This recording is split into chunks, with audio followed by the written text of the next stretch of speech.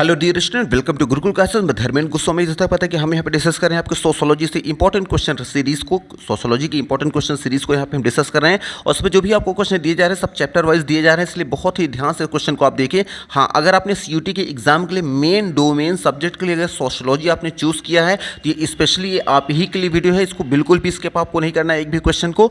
अगर आपने इसको मेन डोमेन के लिए अगर आपने इसको चूज़ नहीं किया है तो इसको केवल आप फॉर्मली केवल नॉर्मली ऐसे देखते हुए चलेंगे, क्योंकि ये आपके लिए जो GT का जर्नल जो अवेयरनेस या फिर जो जर्नल टेस्ट होता है उसमें ये क्वेश्चन पूछे जा सकते हैं, लेकिन वो बहुत ज़्यादा इसमें नहीं रहेंगे क्योंकि उसमें कई सब्जेक्ट और आ जाते हैं। उसमें से एक टॉपिक ये भी रहेगा, लेकिन अगर मेन डोमेन में अगर आपने यही सिलेक्ट किया है तब तो आपको बिल्कुल भी एक ही भी क्वेश्चन को एक्सेप्ट नहीं करना है। ठीक, तो चलिए यहाँ एक क्वेश्चन को डिस्कस करना शुरू करते हैं। देखिए, आज का हमारा पहला क्वेश्चन कह रहा है कि कास्ट शब्द की उत्पत्ति किस मूल शब्द से हुई। जो कास्ट शब्द आया है ये किस भाषा से लिया गया है? तो याद रखिए, जो कास्ट शब्द है ये पुर्तगाली शब्द से लिया गया है। पुर्तगाली दिखा है ऑप्शन नंबर ए में, तो हमारा ए यहाँ पे राइट आंसर हो जाएगा। आपको याद रखना है कि कास्ट शब्द की जो उत्पत्ति हुई है उसका जो मूल शब्द है वो पुर्तगाल है। ठीक, तो इसलिए हमारा ऑप्शन नंबर ए यहाँ पे राइट आंसर हो जाएगा। फिर आ जाएंगे अपने अगले क्वेश्चन में। देखिए, हमारा अगला क्वेश्चन कह रहा है कि जाति की उत्पत्ति किस काल में हुई। तो याद रखिएगा, जो जाति की उत्पत्ति हुई थी ये हुई थी उत्तर वैदिक काल में, और उत्तर वैदिक काल देखिए है ऑप्शन नंबर बी में,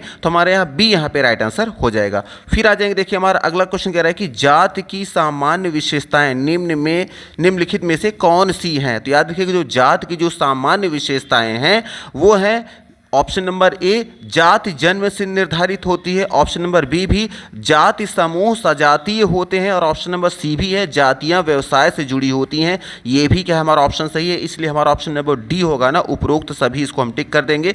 आपको याद रखना है जाति की जो सामान्य विशेषताएं हैं वो जाति जन्म से भी निर्धारित होती है, जाति समूह सजातीय होते हैं, और जातियां व्यवसाय से जुड़ी होती हैं, इसलिए हमारा ऑप्शन नंबर डी यहाँ पे राइट आंसर रहेगा। फिर आ जाएंगे, देखिए हमारा अगला क्वेश्चन कह रहा है कि किस अधिनियम के अंतर्गत अनुसूचित जाति अनुसूचित जनजाति शब्द का प्रयोग किया गया। तो याद रखिएगा, वह अधिनियम जिसके अंतर्गत अनुसूचित जाति तथा अनुसूचित जनजाति शब्द का प्रयोग किया गया है वह अधिनियम है भारत सरकार अधिनियम 1935। और भारत सरकार अधिनियम 1935 की बात देखिए है ऑप्शन नंबर डी में, तो हमारे यहाँ डी यहाँ पे राइट आंसर हो जाएगा। फिर देखिए आ जाएंगे, हमारा अगला क्वेश्चन कह रहा है कि वर्ण के बारे में क्या सही है। देखिए ऑप्शन ए क्या कह रहा है, इसकी उत्पत्ति वैदिक काल में हुई थी, या फिर ऑप्शन बी में है यह जन्म से निर्धारित नहीं होती है, या फिर ऑप्शन सी है इसमें परिवर्तन संभव है, और ऑप्शन डी में है उपरोक्त सभी। तो हमारा जो सही आंसर होगा वो होगा ऑप्शन नंबर डी, उपरोक्त सभी। याद रखना है कि वर्ण जो है इसकी उत्पत्ति वैदिक काल में हुई थी, ये भी सही है। यह जन्म से निर्धारित नहीं होता वर्ण व्यवस्था जो भी है, जो वर्ण व्यवस्था है, इसलिए ये भी हमारा ऑप्शन सही है। इसमें परिवर्तन संभव है, ये भी हमारा ऑप्शन क्या है, सही है। इसलिए उपरोक्त सभी जो ऑप्शन नंबर डी हमारा है इसको हम राइट आंसर मान लेंगे। फिर आ जाएंगे, देखिए हमारा अगला क्वेश्चन कह रहा है कि वर्ण का शाब्दिक अर्थ है। जो वर्ण शब्द है इसका मतलब क्या होता है। तो याद रखिए, वर्ण शब्द का जो शाब्दिक अर्थ होता है वो होता है रंग, और रंग दिखिए है ऑप्शन नंबर ए में, तो हमारे यहाँ ए यहाँ पे राइट आंसर हो जाएगा। फिर देखिए हमारा अगला क्वेश्चन कह रहा है कि अस्पृश्यता के विरोध में किसने आंदोलन किया था। तो याद रखिएगा, अस्पृश्यता का मतलब होता है छुआछूत। जो छुआछूत या अस्पृश्यता के विरोध में जिन्होंने आंदोलन किया था वो थे भीमराव अंबेडकर, और भीमराव अंबेडकर की बात देखिए ऑप्शन नंबर सी में, तो हमारे यहाँ सी यहाँ पे राइट आंसर हो जाएगा। फिर देखिए हमारा अगला क्वेश्चन कह रहा है कि अस्पृश्यता के विरोध में महात्मा गांधी और भीमराव अंबेडकर ने आंदोलन किस वर्ष चालू किया था। तो याद रखिएगा, अस्पृश्यता या फिर छुआछूत के विरोध में महात्मा गांधी और भीमराव अंबेडकर जी ने जो आंदोलन की शुरुआत की थी ये किया था 1920 में, और 1920 देखिए है ऑप्शन नंबर सी में, तो हमारे यहाँ सी यहाँ पे राइट आंसर हो जाएगा। फिर देखिए हमारा अगला क्वेश्चन क्या कह रहा है कि जनजातियों के अस्थायी लक्षण निम्नलिखित में से कौन से हैं। तो याद रखिएगा, जो जनजातियों के जो अस्थायी लक्षण होते हैं वो होता है क्षेत्र भी होता है, भाषा भी होता है, और आवास भी होता है, इसलिए हमारा ऑप्शन नंबर जो डी होगा यहाँ पे राइट आंसर हो जाएगा। आपको याद रखना है कि जनजातियों के जो अस्थायी लक्षण होते हैं वो क्षेत्र, भाषा, आवास ये सभी होते हैं। फिर देखिए हमारा अगला क्वेश्चन क्या कर रहा है कि जनजातीय जनसंख्या का लगभग कितना प्रतिशत भाग मध्य भारत में रहता है। तो याद रखिएगा, जनजातीय जनसंख्या का लगभग जो भाग भारत में रहता है वह है 85%, और 85% लिखा है ऑप्शन नंबर यहाँ पे आया है डी में, तो हमारे ए यहाँ पे राइट आंसर हो जाएगा। आपको याद रखना है कि जनजातीय जनसंख्या का लगभग 85% भाग मध्य भारत में रहता है। फिर आ जाएंगे, देखिए हमारा अगला क्वेश्चन क्या कह रहा है कि भारत, देखिए सॉरी, यहाँ कह रहे हैं कि भाषा की दृष्टि से जनजातियों को कितनी श्रेणियों में बांटा गया है। तो याद रखिएगा, भाषा की श्रेणी से जनजातियों को 4 भागों में बांटा गया है, 4 श्रेणी में बांटा गया है। 4 श्रेणी की बात देखिए ऑप्शन नंबर बी में, तो हमारे यहाँ बी यहाँ पे राइट आंसर हो जाएगा। फिर देखिए हमारा अगला क्वेश्चन कह रहा है कि औपनिवेशिक काल में जनजातियों को किस रूप में वर्णित किया गया है। तो याद रखिएगा, औपनिवेशिक काल में जनजातियों को जिस रूप में वर्णित किया गया है वह है एकाकी, और एकाकी देखिए है ऑप्शन नंबर ए में, तो हमारे यहाँ ए राइट आंसर हो जाएगा। फिर देखिए हमारा अगला क्वेश्चन कह रहा है कि जनजाति समुदाय के बारे में क्या सही है। देखिए ऑप्शन ए में क्या है, जनजाति एक आधुनिक शब्द है, या फिर ऑप्शन बी में आया है ये उपमहाद्वीप के सबसे पुराने निवासी हैं, या फिर ऑप्शन सी में है जनजाति शब्द का प्रयोग औपनिवेशिक काल में हुआ था, या फिर ऑप्शन नंबर डी उपरोक्त सभी। तो हमारा क्वेश्चन कह रहा है कि जनजाति समुदाय के बारे में क्या बात सही है। तो याद रखिए जो सही है वो तीनों ही है कि जनजाति जो है एक आधुनिक शब्द है, और यह उपमहाद्वीप के सबसे पुराने निवासी भी हैं, और जनजाति शब्द का प्रयोग औपनिवेशिक काल में प्रारंभ हुआ था, ये भी ऑप्शन सही है। इसलिए ऑप्शन नंबर जो डी होगा ना, उपरोक्त सभी, इसको हम सही मान लेंगे। फिर आ जाएंगे अपने अगले क्वेश्चन में। क्वेश्चन कह रहा है कि जनजाति जनसंख्या का कितने प्रतिशत भाग पूर्वोत्तर भारत में रहता है। तो याद रखिएगा जनजाति जनसंख्या का जो प्रतिशत भाग जो है पूर्वोत्तर भारत में रहता है वह है आपका 10%, और 10% देखिए आया है यहाँ पे, सॉरी यहाँ 10 नहीं रहेगा बल्कि 11%।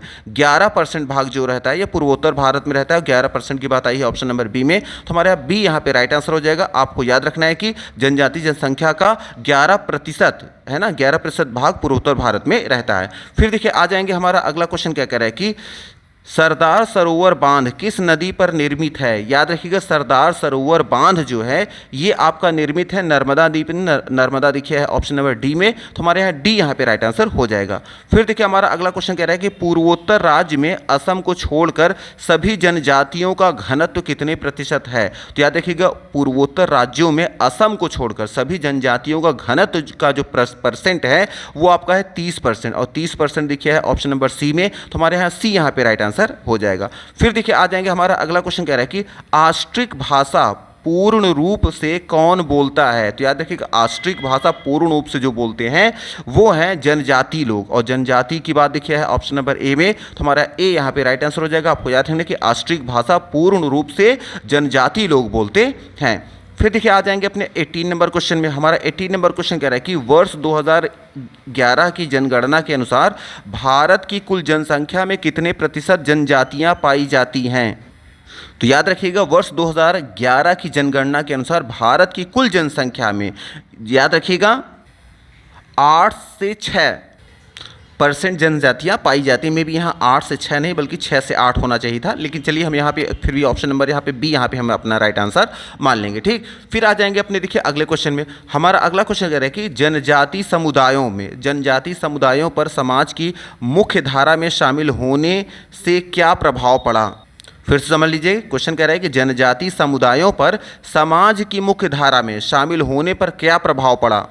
पहला जो प्रभाव पड़ा था वो प्रभाव पड़ा था संस्कृति में बदलाव उनके आया, दूसरा क्या आया समाज में उनके बदलाव आया, और तीसरा क्या है अर्थव्यवस्था में भी परिवर्तन आया। इसलिए हमारा ऑप्शन नंबर जो डी होगा इसको हम राइट आंसर मान लेंगे। आपको याद रखना है कि जनजाति समुदायों पर समाज की मुख्य धारा में शामिल होने से जो प्रभाव पड़ा था वो उनके संस्कृति में भी बदलाव आया, समाज में भी बदलाव आया और अर्थव्यवस्था में भी परिवर्तन आया। इसलिए हमारा ऑप्शन नंबर जो डी होगा यहाँ पे राइट आंसर हो जाएगा। फिर आ जाएंगे अपने अगले क्वेश्चन में। हमारा अगला क्वेश्चन कह रहा है कि जनजाति संस्कृति को प्रभावित करने वाले प्रमुख कारण हैं। तो जो जनजाति को प्रभावित करने वाले जो प्रमुख कारण हैं वो कौन से हैं। तो याद रखिएगा वो प्रमुख कारण हैं ऑप्शन ए बाहरी लोगों का प्रवेश, ये भी उनके प्रभावित होने का प्रमुख कारण है। ऑप्शन बी जनजातियों क्षेत्रों में औद्योगिक विकास जो है ये भी उनमें बदलाव के प्रमुख कारण है। और ऑप्शन नंबर जो सी है वन संपदा का दोहन, खनिज संपदा तथा खनन के लिए बड़े पैमाने पे किया जा रहा है, इसका प्रयोग किया जा रहा है जो ये भी उनमें बदलाव का बहुत बड़ा कारण है। इसलिए ऑप्शन नंबर जो डी होगा उपरोक्त सही को हम टिक कर देंगे। आपको याद रखना है कि जनजातीय संस्कृति को प्रभावित करने वाले जो प्रमुख कारण हैं वो तीनों ही आते हैं। ठीक, फिर आ जाएंगे अपने अगले क्वेश्चन में। हमारा अगला क्वेश्चन कह रहा है कि जब एक व्यक्ति दूसरे व्यक्ति के साथ विधिक संबंध स्थापित होता है तो उसे क्या कहते हैं। फिर से क्वेश्चन समझ लीजिए। क्वेश्चन कह रहा है कि जब एक व्यक्ति का दूसरे व्यक्ति के साथ विधिक संबंध स्थापित होता है तो उसे क्या कहते हैं। उसे कहते हैं नातेदारी, और नातेदारी देखिए है ऑप्शन नंबर बी में, तो हमारे यहाँ बी यहाँ पे राइट आंसर हो जाएगा। फिर देखिए हमारा अगला क्वेश्चन कह रहा है कि निम्न को सुमेलित कीजिए। देखिए ऑप्शन यहाँ सूची 1 है, सूची 2 से हमें मिलाना है। देखिए पहला ऑप्शन आया है जात की उत्पत्ति। तो जात की उत्पत्ति कब हुई थी? तो हमें पता है कि जात की जो उत्पत्ति होती वो हुई थी उत्तर वैदिक काल में, तो इसलिए हम इसको 4 से मिला देंगे। फिर देखिए सेकंड आया है बी। बी को अगर देखें जाति, जाति क्या होती है? जाति जो होती है जन्म से निर्धारित होती है, इसको चलिए इससे मिला दे रहे हैं। फिर देखिए ऑप्शन सी में है जनजाति। तो जनजाति के लिए उपयुक्त यहाँ ऑप्शन क्या होगा कि जनजाति जो होती है ये उपमहाद्वीप के सबसे पुराने निवासी हैं। और देखिए जातीय संस्कृति जो होती है ये क्या होती है? शाकाहारी बन जाना। जातीय संस्कृति का मतलब होता है शाकाहारी बन जाना। अब इसके अकॉर्डिंग अगर हम ऑप्शन को चूज़ करें कि इन सभी ऑप्शन में कौन सा हमारा ऑप्शन सही है, तो अगर आप ध्यान से देखें तो हमारा जो ऑप्शन सही होगा वो होगा option number A. Option number A जो होगा ये हमारा राइट आंसर हो जाएगा, क्योंकि हमने ए को मिलाया है 4 से, बी को मिलाया है 3 से, सी को मिलाया है 2 से और डी को मिलाया है 1 से, इसलिए हमारा ऑप्शन नंबर जो ए होगा यहाँ पे राइट आंसर हो जाएगा। फिर आ जाएंगे अपने अगले क्वेश्चन में। देखिए फिर से यहाँ मैच कराने के लिए कह रहा है कि निम्न, देखिए निम्न को सुमेलित कीजिए, सूची 1 सूची 2। अब इसमें देखिए option A B C D again हमें मिला हुआ है। देखिए ऑप्शन क्या कह रहा है? ए में आया है जनजाति जनसंख्या। जो जनजाति जनसंख्या का लगभग 85% भाग ये कहाँ रहता है? तो ये हमने डिस्कस किया था अभी, ये रहता है मध्य भारत में, तो इसको हम 4 से मिला देंगे। फिर देखिए ऑप्शन सेकंड कह रहा है कि अनुसूचित जाति तथा अनुसूचित जनजाति शब्द का प्रयोग ये कब किया गया? ये किया गया था 1935 में, तो इसलिए इसको हम 3 से मिला देंगे।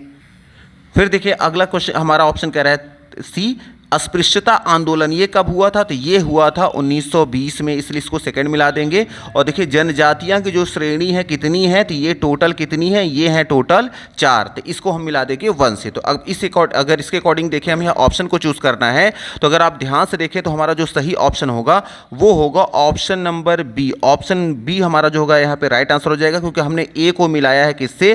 4 से मिलाया है, बी को मिलाया है हमने 3 से, सी को मिलाया है हमने 2 से और डी को मिलाया है हमने 1 से, इसलिए हमारा यहाँ बी जो होगा यहाँ पे राइट आंसर हो जाएगा। ठीक, फिर आ जाएंगे देखिए हम अपने अगले क्वेश्चन में। हमारा अगला क्वेश्चन कह रहा है कि निम्नलिखित में से कौन सा कथन जो असत्य है? देखिए पहला हमारा ऑप्शन क्या कह रहा है कि भाषा की दृष्टि से जनजातियों को 5 श्रेणी में बांटा गया है। ये बिल्कुल गलत है, कि अभी हमने पढ़ा था 4 श्रेणी में बांटा गया है। फिर ऑप्शन सेकंड कह रहा है कि आदिकाल में जनजातीय समाज अभिन्न हिस्सा नहीं था। तो ये अभिन्न हिस्सा नहीं था नहीं, बल्कि अभिन्न हिस्सा था समाज का। ठीक, इसलिए भी ऑप्शन गलत हो गया। फिर कह रहे हैं असम में जनजातीय आबादी जो है ये 60% से 95% तक, तो ये भी ऑप्शन क्या है? बिल्कुल गलत है। और लास्ट कह रहा है कि कुल जनजातियों में से 1% लोग आर्य भाषा का प्रयोग करते हैं। तो अगर इसके अकॉर्डिंग देखें तो ये हमारा बिल्कुल ऑप्शन क्या है? सही है। और ऑप्शन कह रहा था कौन सा असत्य है? तो असत्य 1 2 3 तीनों हैं, और 1 2 3 की बात देखिए है ऑप्शन नंबर सी में, तो हमारे यहाँ सी यहाँ पे राइट आंसर हो जाएगा। ठीक, फिर आ जाएंगे देखिए आज का हमारा लास्ट क्वेश्चन है। क्वेश्चन कह रहा है कि निम्न में से कौन सा कथन सही है?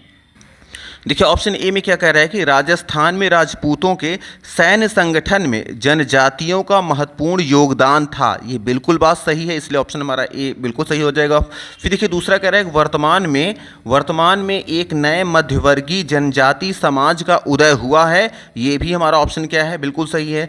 फिर 3 कह रहे हैं कि दलित वर्गों को संगठित करने का प्रयत्न 19वीं सदी के उत्तरार्ध में प्रारंभ हो चुका था।